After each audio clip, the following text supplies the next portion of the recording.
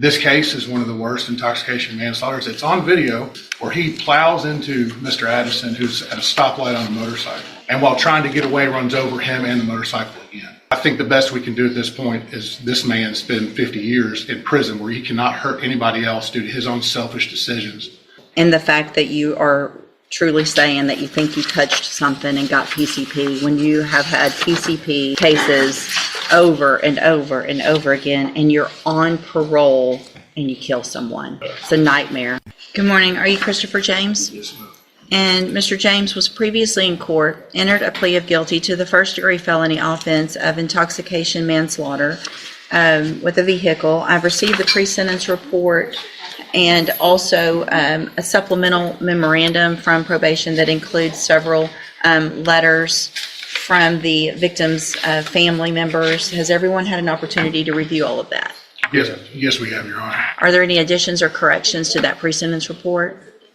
No, Your Honor, I just want to make the court aware. Mrs. Addison, the deceased wife, would have been here today to do victim impact. She had to go to the hospital yesterday. She's able to tune in, I believe, and watch us.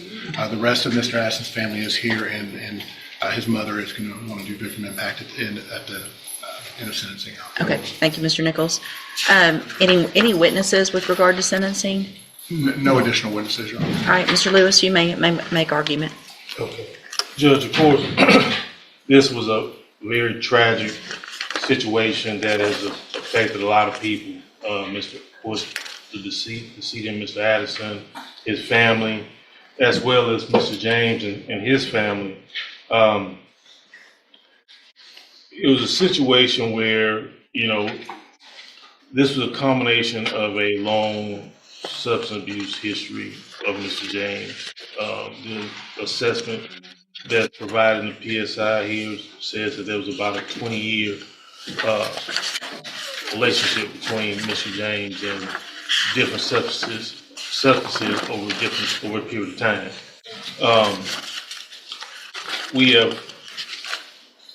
The one thing I can say is that once Mr. James went through this situation with his accident, he has been doing everything he can to try to better himself. He has got his high school diploma. He's was baptized and has definitely changed his ways in going to his faith and continuing in that regard. He's also got some different certifications that he was able to receive dealing with OSHA. I think it was Men's University, things of that nature to try to better himself, Judge. Now, it's no secret he does have a long criminal history that even included dealing with PCP, which is the same substance that was involved in his accident, and as well as other serious offenses. I do want to address something as far as I know there's some situations here dealing with the jail instances, and I know how the court proceeds or looks at the situation here dealing with those. Mr. James, if you look at these situations, majority of them did come from situations involving him and other inmates, as far as any type of fight or anything like that, which unfortunately some things he can't avoid. But as far as anything dealing with being disrespectful or anything towards jail employees or things of that nature, there's one situation I think that they were talking about that it wasn't an actual write-up, but it was notated. He has been a trustee over there for a period of time at the jail as well. Now, I do want to point out that, of course, some of those situations that Mr. James was able to do to better himself, of course, could definitely increase his earning potential as far as what he has as far as his job situation. He does have significant family support. His brother is here today in the courtroom, who in any way is there to try to help him, including helping secure employment. My understanding is the plan, once he is able to be released, is for him to be moved to Houston, Harris County area to be close to his brother to help him with everything over there. Now PSI did have a recommendation for his different vehicles that support that's available to him through the probation department. What I will say is that everything that has been recommended, he definitely needs and will be better for him. We are not asking for a specific number or anything like that.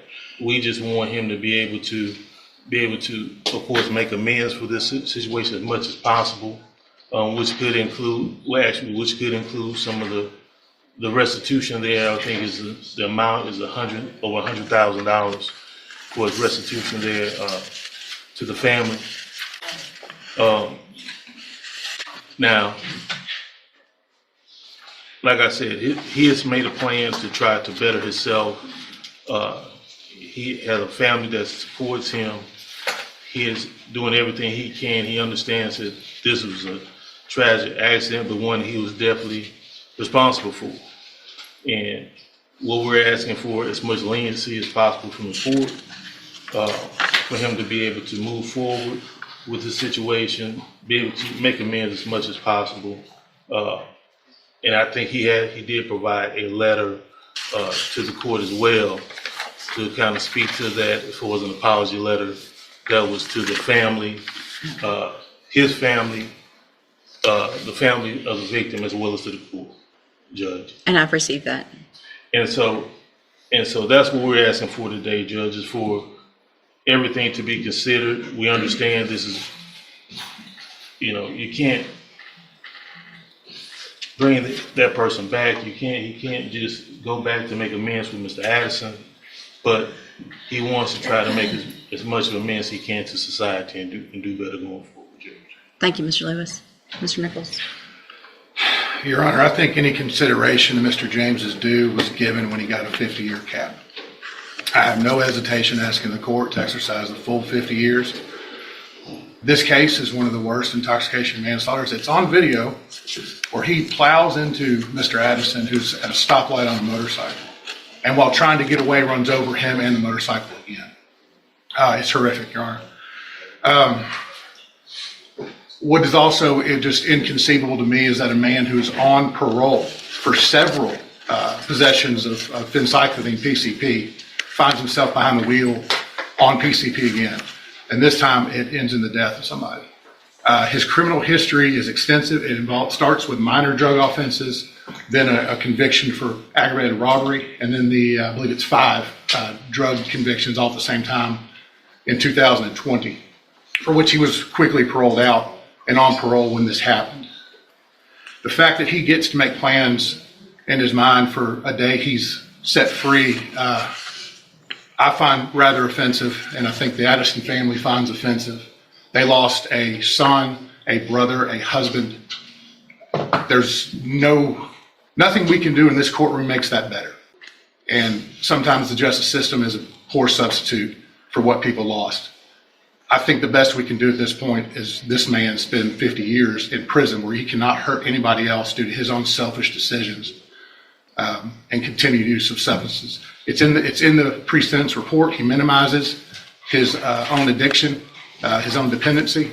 He even claimed he did not know how he could have gotten PCP in his system the day this happened, that maybe he touched a bottle and it transferred through his skin, and I find that reprehensible, Your Honor. And that's why I'm asking the court for that full 50 years. All right, thank you.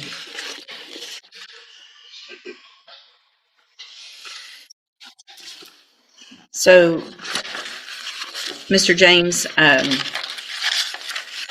couple of things that Mr. Nichols didn't say that I think are also extremely important is this isn't your first driving while intoxicated.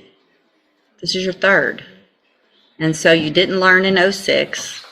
You didn't learn in 2017. 2017, you got your second DWI. You were given probation. It was revoked.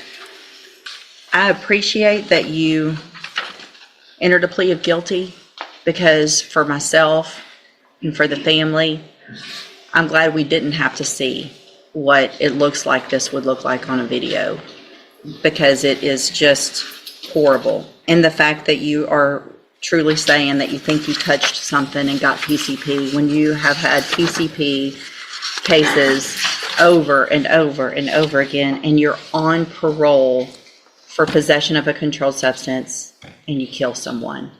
It's a nightmare. Sure, go ahead. Can I say something? You know, that night that accident happened, I've been clean the entire time I was on parole.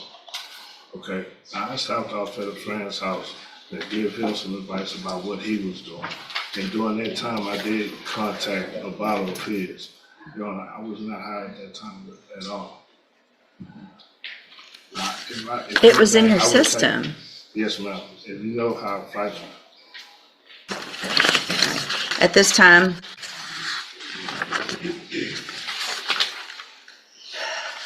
And just like that, the judge delivers the maximum 50-year sentence. With his repeated DWI and PCP history, the court clearly saw this as more than a tragic mistake.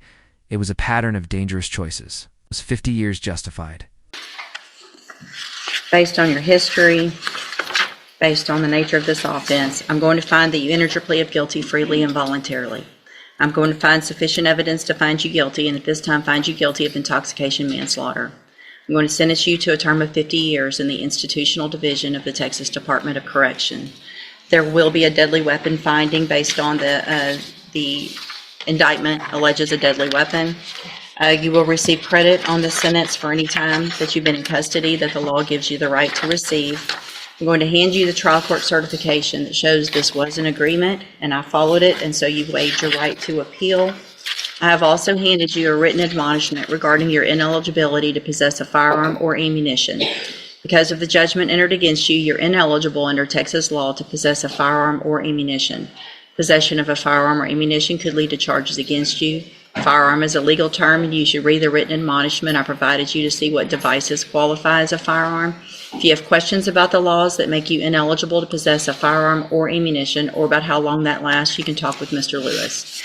There's really so many other things I could say about how horrible this is, and rarely am I out of words, but I really don't have the words to say what a tragic circumstances based on your behavior this led to. Y'all can have a seat at council table for the victim impact statement, and we'll go off the record.